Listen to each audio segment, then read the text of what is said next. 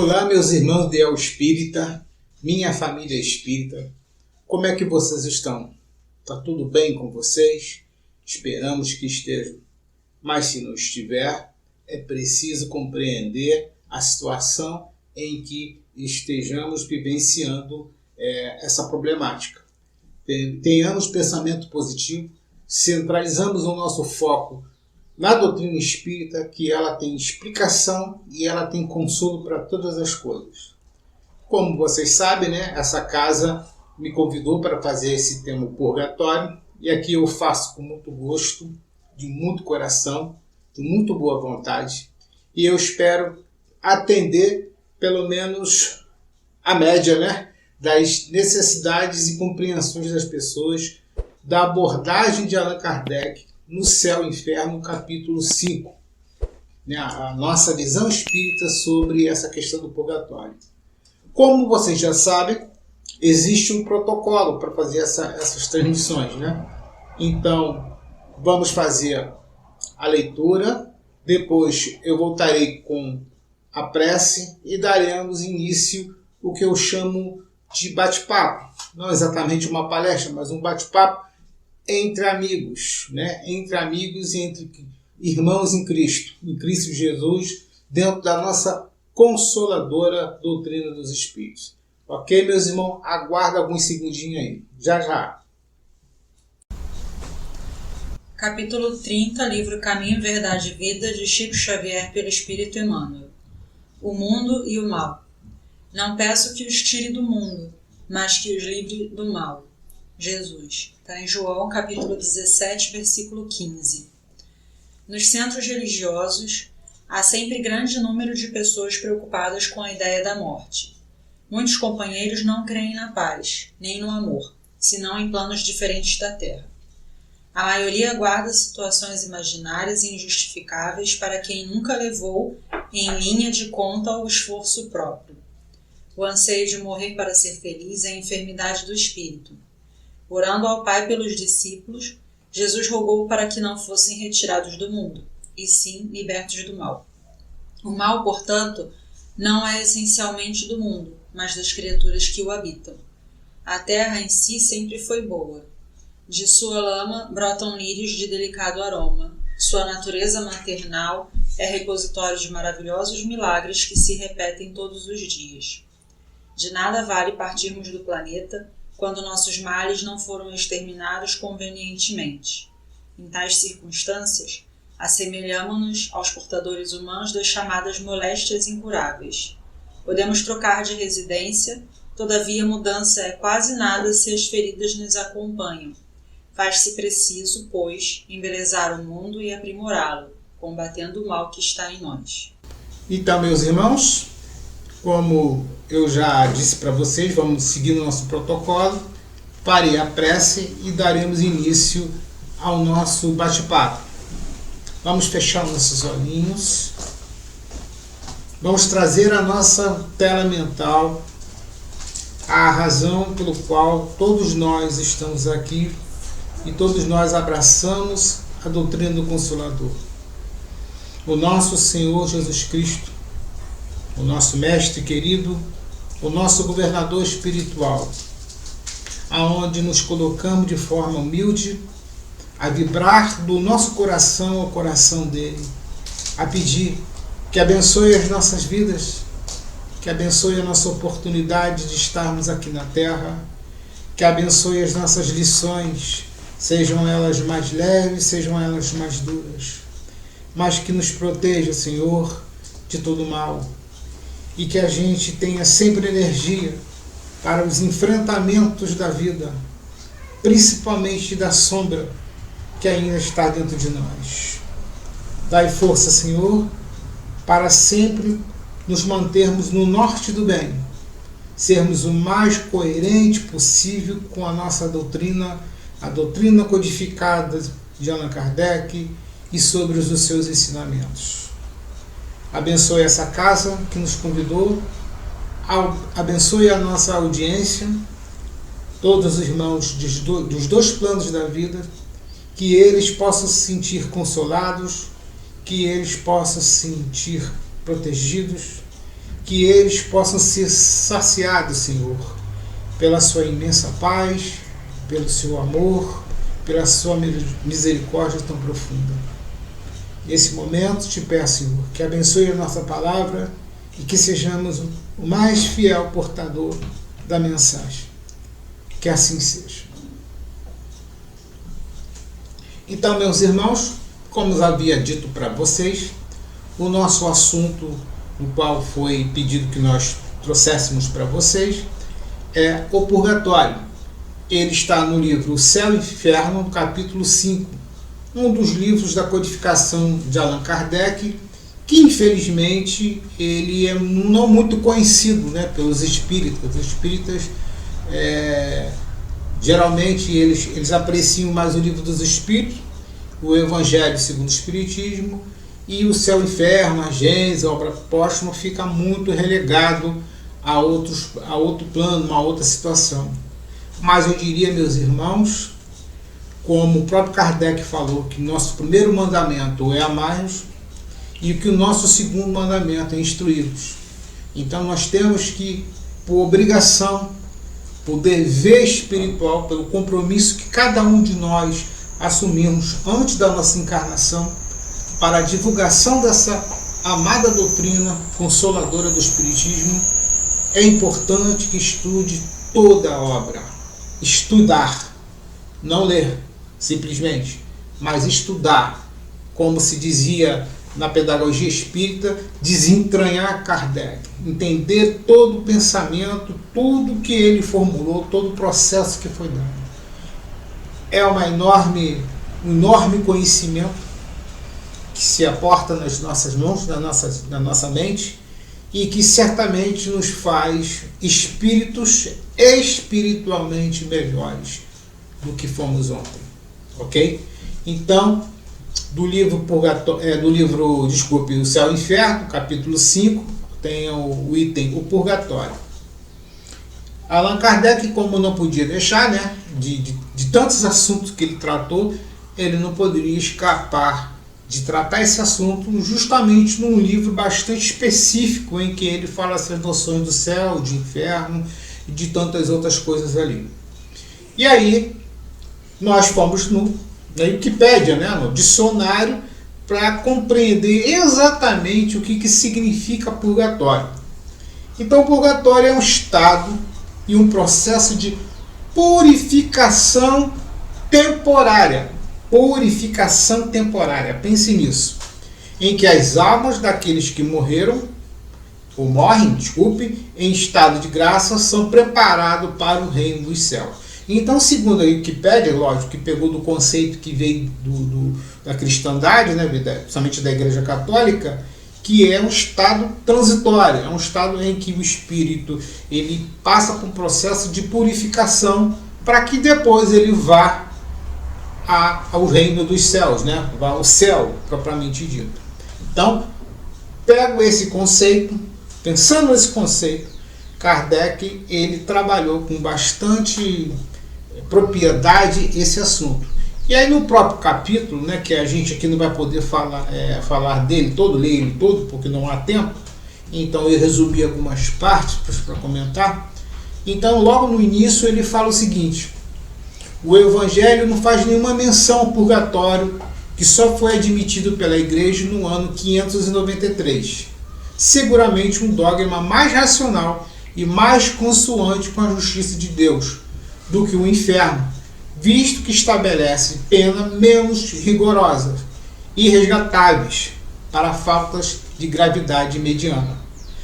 O princípio do purgatório é, pois, baseado na equidade, porque, comparado à justiça humana, é a detenção temporária, ao lado da condenação perpétua. Eu vou parar aqui nesse ponto. Então, realmente, quando a gente vai buscar no Evangelho, em nenhum momento, mas nenhum momento, está descrito no material que chegou a todos nós, alguma citação dos apóstolos ou do próprio Jesus a respeito desse estado intermediário que vai dar o nome de purgatório. Mas aí vocês vão fazer uma pergunta, mas então por que veio colocaram esse esse dogma, né, para a igreja, né, o dogma do purgatório. Por que foi colocado isso? Foi colocado isso porque já lá em 593, ainda na Idade Média, vamos dizer assim, na Idade Média bem inicial, bem do processo dela, na própria construção da Igreja Católica Apostólica Romana, havia discussões teológicas, discussões sobre os textos, sobre as questões todas ali. Essas discussões, né, que ganham o nome também de concílios, né, esses concílios, esses debates, ficou uma lacuna, ficou uma dúvida entre eles. É uma dúvida pertinente que nasce dentro de uma coisa assim bem racional, bem racional. Quer ver?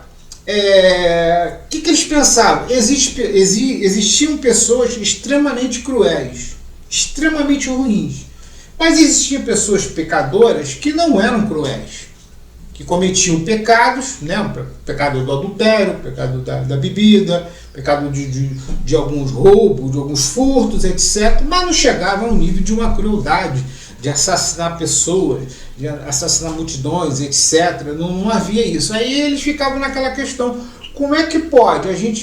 Como é que Deus vai agir dessa maneira? A justiça de Deus vai botar todo mundo no mesmo pote, ou seja, ovos, porções diferentes no mesmo pote da condenação. Então isso gerou uma inquietude profunda entre os cristãos, entre as pessoas ali.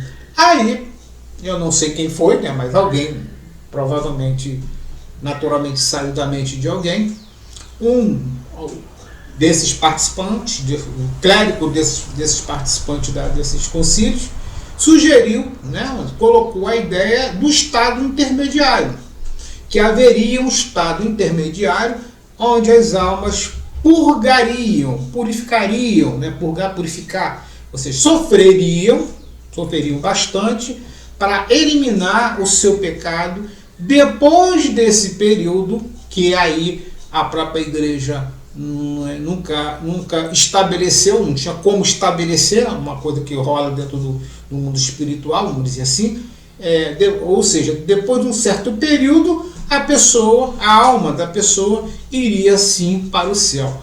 Olha, meu irmão, quando veio esse dogma, quando veio essa ideia, a coisa ficou mais palatável, ficou melhor, né? Porque pensava todo mundo: quem no mundo, quem na vida não cometeu erros, não cometeu pecados? E aquele que havia cometido pecado em grande quantidade e de repente, um momento, se arrependeu, né? Como é que era o nível do arrependimento dele?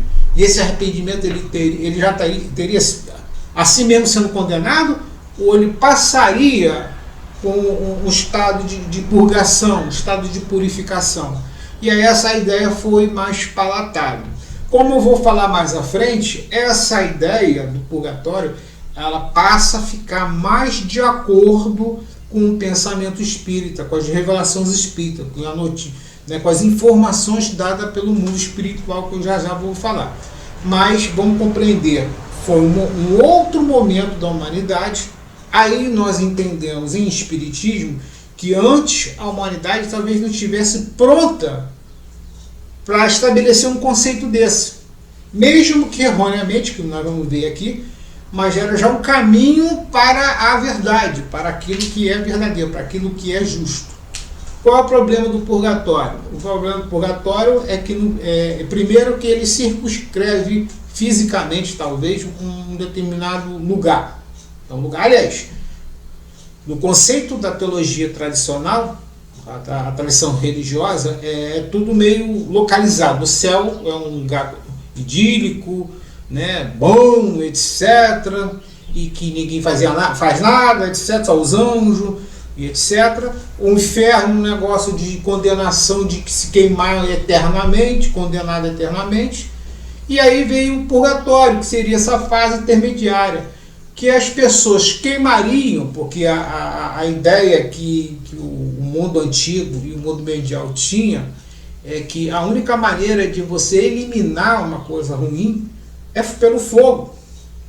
Não está muito longe do que a gente vê biologicamente, não é?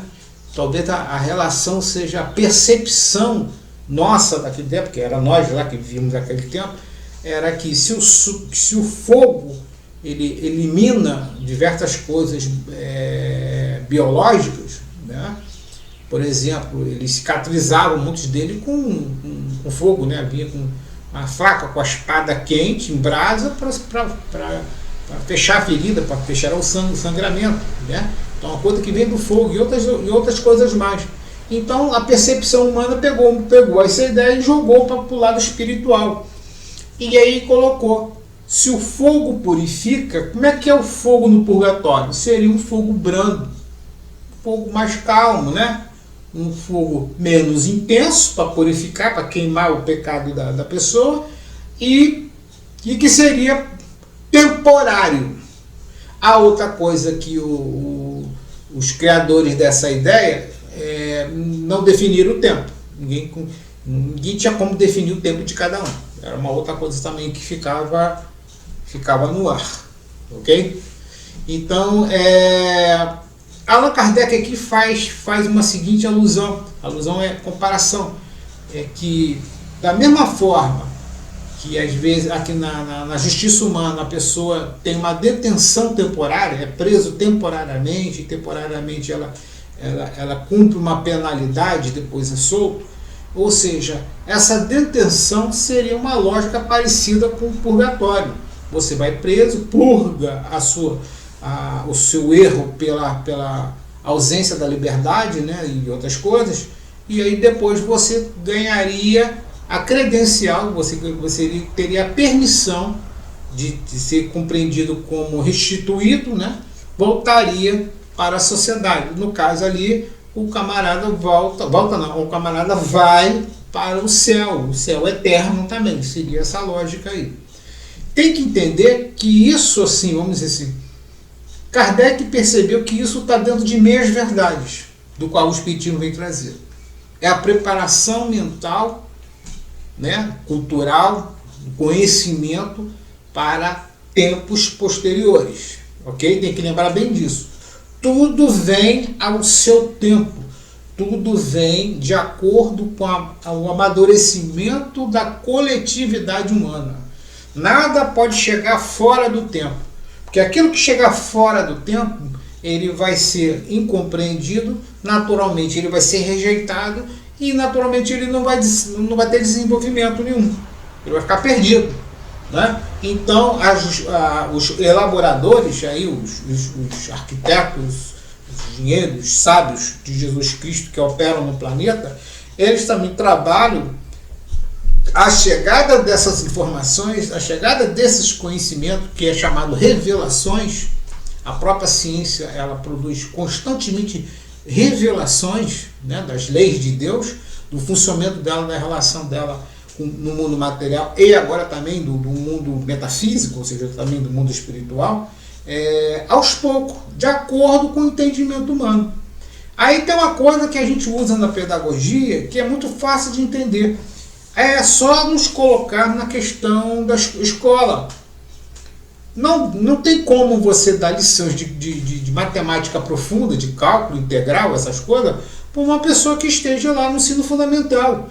Ou seja, ela ainda não está preparada, ela ainda não conquistou outros fundamentos em matemática para que ela pudesse chegar ao nível de entender os estudos mais avançados de cálculo integral e outras coisas mais. E aí a gente vai recuando, até nas criancinhas pequenininhas, que ainda não entende nem direito a matemática, né? Por exemplo, as letras, vai aos poucos. Então, tudo na humanidade, no nosso crescimento espiritual, ele vem de acordo com o seu tempo, com a sua hora, com a preparação que é dada. Okay? Nada vem, nada pode ser antecipado. Porque se for antecipado, como eu falei para vocês, não vai render, não vai dar liga, né? Não vai funcionar, vai ser recusado. Como a gente tem na história aí vários mensageiros que falaram, né? Entre as lições que eles deram, eles falaram outras coisas e essas outras coisas não foram compreendidas, ficaram até esquecidas. Hoje, como nós entendemos, há uma espécie até de resgate nisso. Vai lá, tá vendo fulano, aquele filósofo, aquele pensador, o que ele falou? Porque ele falou tal. Aí nós sabemos, pelo Espiritismo, que ele é o mensageiro, que ele detinha aquela informação. Talvez ele tenha jogado uma pitada para dar uma colocação mesmo para o futuro, né? Como diz em jogo de vôlei, né? Uma levantada de bola para o futuro, né? Para poder a gente entender. Não pode tirar isso do entendimento. Tudo tem um processo, tudo ocorre dentro de um funcionamento lógico, ok? E dentro do nosso amadurecimento espiritual também, que está relacionado ao nosso merecimento. Tem coisas de revelações espirituais que nós ainda não merecemos ainda ter. Vai chegar um dia que nós vamos ter esse merecimento, mas ainda não, ok?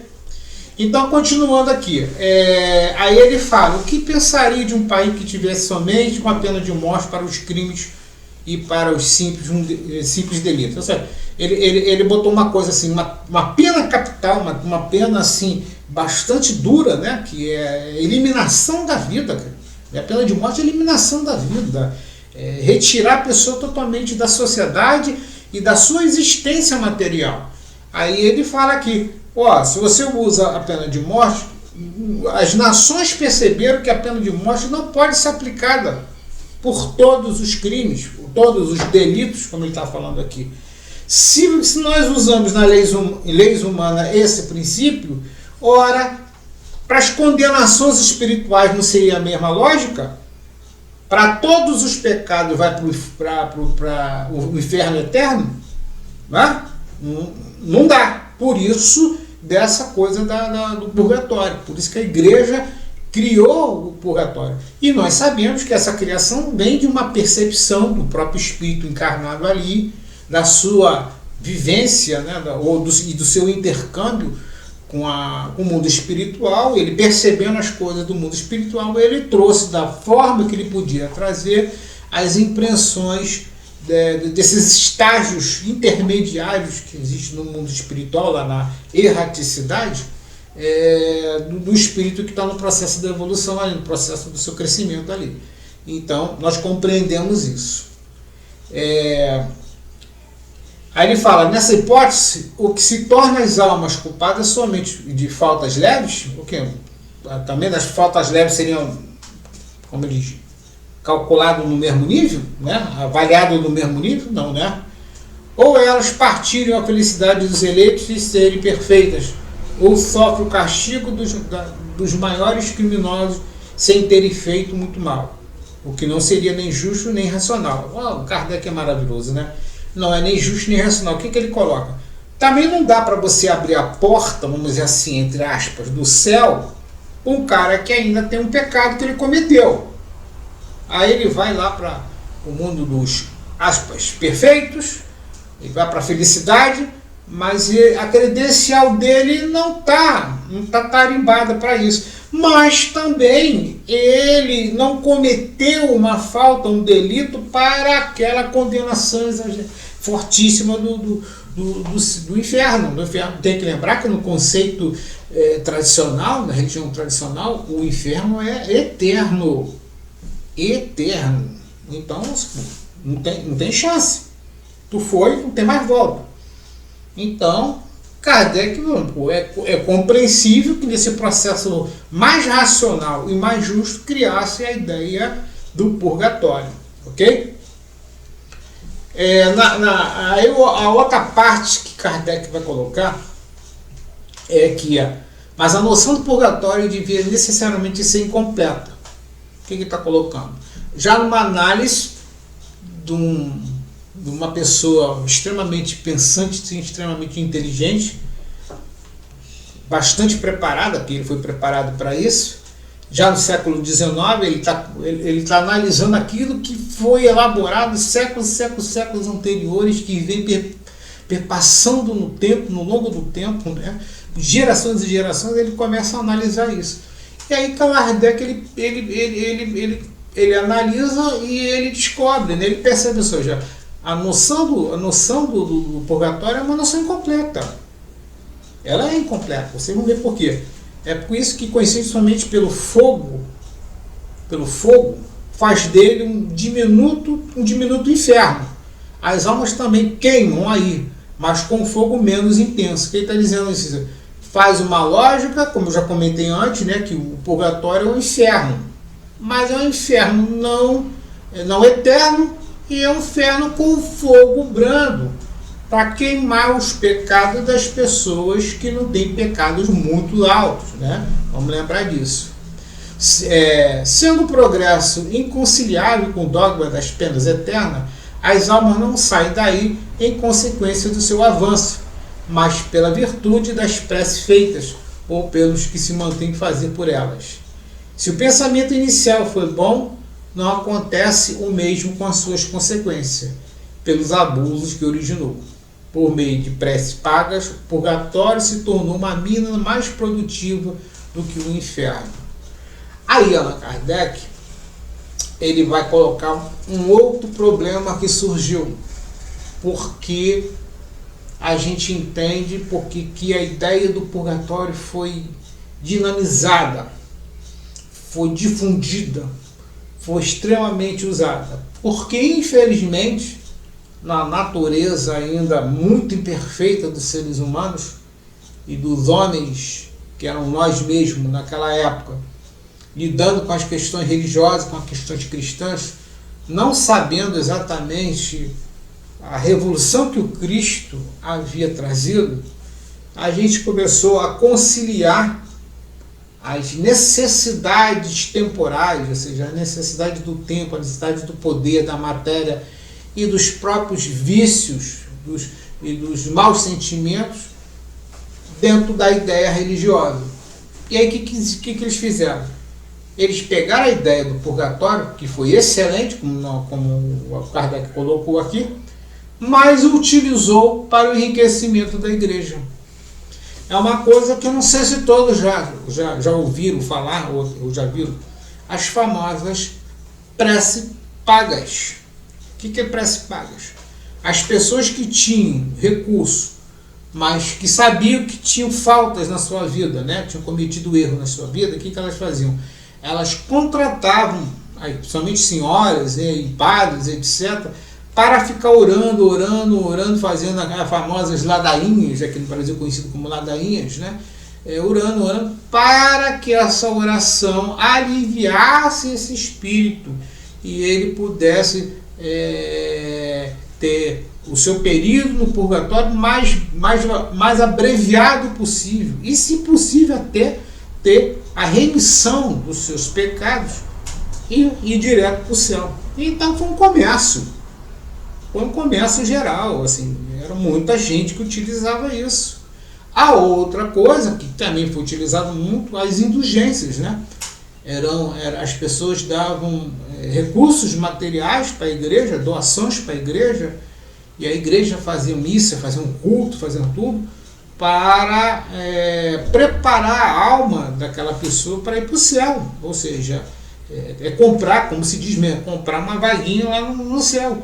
E muito desses recursos que eram dados eram tão altos, eram terras, eram propriedades, já combinando com o padre, o bispo, o cardeal que estivesse ali, o sacerdote da Igreja Católica que estivesse ali, já ir direto para o céu. Já era um negócio do céu, para a eliminação total dos seus pecados. Então as indulgências foram de vários tipos, gente. Foram de textos, né, de títulos dizendo que a pessoa tinha os seus pecados perdoados, que botava no túmulo da pessoa, junto com a pessoa, e medalhinhas e outros objetos sacros, né, ou seja, objetos religiosos, que a pessoa era sepultada junto, que seria como é que se diz? Seria um passaporte, né, ou seria um salvo-conduto, né, para a pessoa no mundo espiritual ter a sua passagem livre sem ter que ir para o inferno. Ok? Claro que ao nosso olhar hoje do século XXI, com tanto conhecimento, com tanta informação, nós já espiritualmente assim mais amadurecido para entender a espiritualidade, para entender esse todo conhecimento, a gente ri, eu pelo menos sou assim, a gente ri de nós mesmos, porque eram nós mesmos, de tamanha infantilidade, né? De tamanha infantilidade espiritual que nós tínhamos, de imaginar que a gente iria burlar a justiça divina com esses artigos, com esses feitos, né? Com essas coisas, né? Mas faz parte do nosso processo evolutivo e estamos aqui dentro agora de uma doutrina extremamente racional, que a nossa questão é mental e sentimental, né? É o nosso sentimento que a gente tem que trabalhar e a nossa mente, nada mais, nenhuma matéria, nenhuma outra coisa assim. É esse lado que nós temos que fazer, ok? E aí eu levantei algumas questões aqui, que é das próprias questões de Allan Kardec, que ele fala o seguinte: qual a lógica da condenação eterna? O assunto aqui não cabe a gente falar do inferno, mas a gente tem que dar uma passadinha nele lá, né? Qual a lógica da condenação eterna? Ou seja, pensar em Deus justo, perfeito, amoroso, qual seria a utilidade, depois de ter criado os seres humanos, o ser humano não ter seguido a sua orientação, né? Aquilo que ele destinou, ele condená-lo a um lugar circunscrito de muito fogo, de muito horror, só queimando lá, eternamente, gente. Eternamente. Aí sou eu que estou falando, tá, gente? Eu fico pensando, não seria mais fácil para Deus, em vez de criar o inferno eterno, ele ter criado a aniquilação, ou seja, ele resetar aquele espírito, ele acabar com aquele espírito e fazer outro? Assim, né? Mas como nós sabemos pela doutrina espírita que nenhum espírito que é feito, nenhuma inteligência espiritual que é feita, ela irá desaparecer. Nós somos espíritos imortais.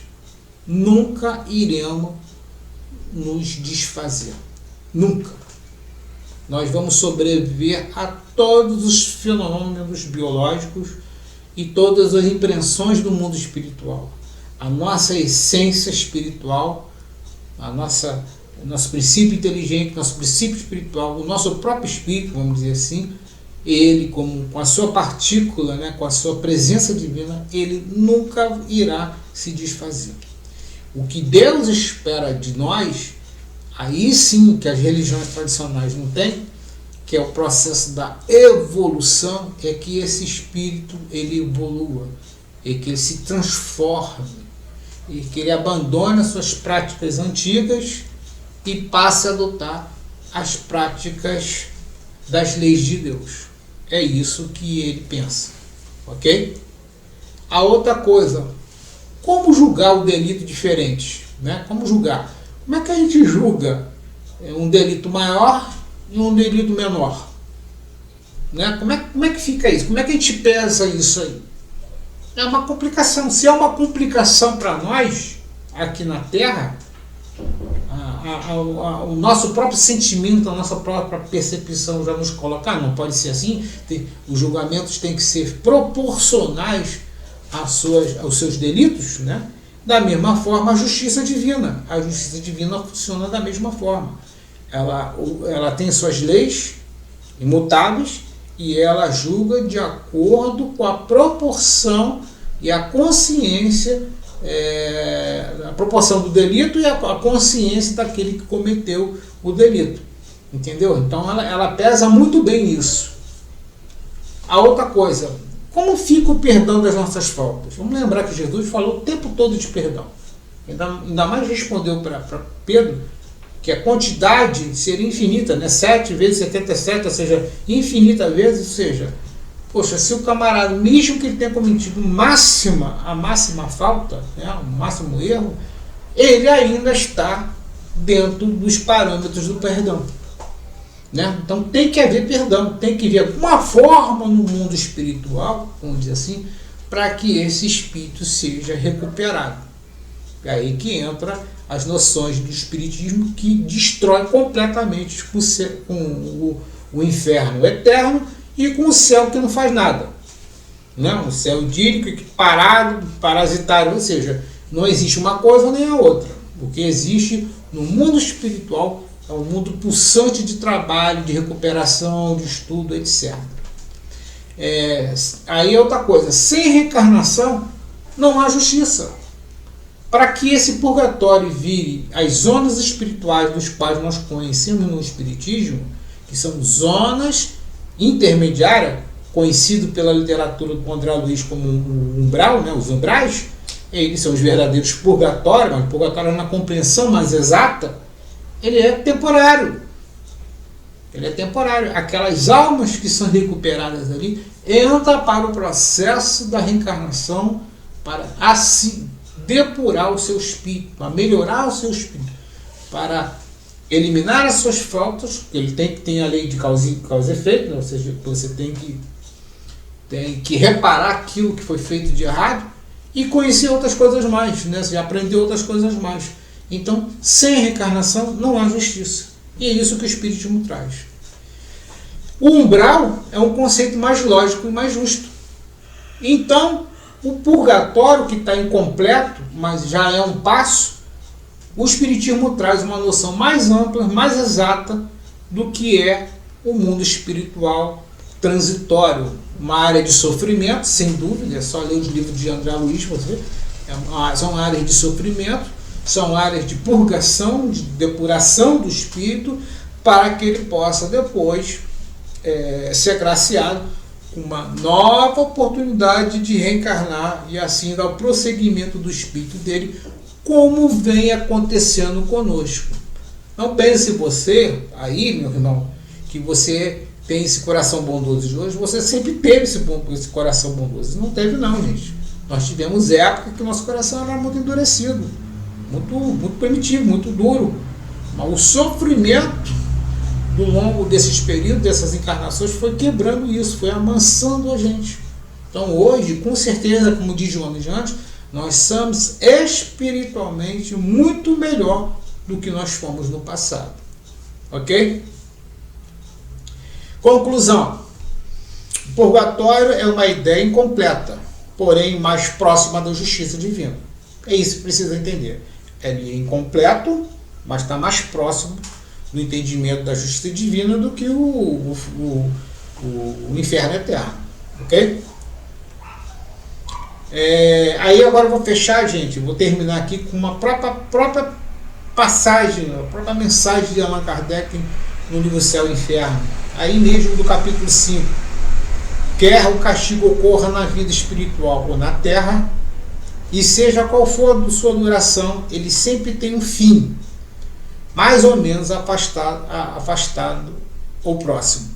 Há, pois, uma realidade apenas duas alternativas para o espírito: punição temporária, graduando segundo a culpa, e a recompensa graduada segundo o mérito. O espiritismo repele a terceira alternativa, a da danação eterna, ou seja, da condenação eterna. É aquilo, né? O mundo espiritual tem uma depuração provisória, ou você tem uma recompensa, uma coisa melhor, se você realmente fez, cumpriu todas as lições, pelo menos tirou a média, né? Tirou uma nota maior, ou seja, fez mais bem do que mal, para poder ingressar nas regiões melhores, nas regiões onde não impera ainda o sofrimento, a depuração, vamos dizer assim, é um conceito melhor. Ok? Bom, meus irmãos, eu fico por aqui. Quero agradecer muito a vocês. Eu espero que vocês tenham tido uma excelente festa, um excelente Natal, um excelente Ano Novo. E agora aqui nesse ano que se inicia, esse 24, possamos ser mais produtivos espiritualmente, moralmente, mais do que nos anos anteriores. Temos que nos assumir esse compromisso conosco mesmo. E temos aí a doutrina espírita como esse farol, como esse instrumento, com essa bagagem toda, com essas informações todas, para nos guiar, para nos sustentar nessa trilha. Que todos possam ter um excelente ano de 2024. Obrigado, meus irmãos. Estarei disposto a novos convites. Agora, seguindo o protocolo, farei a prece de encerramento e já deixo um abração de coração em todos os irmãos que estão assistindo aí.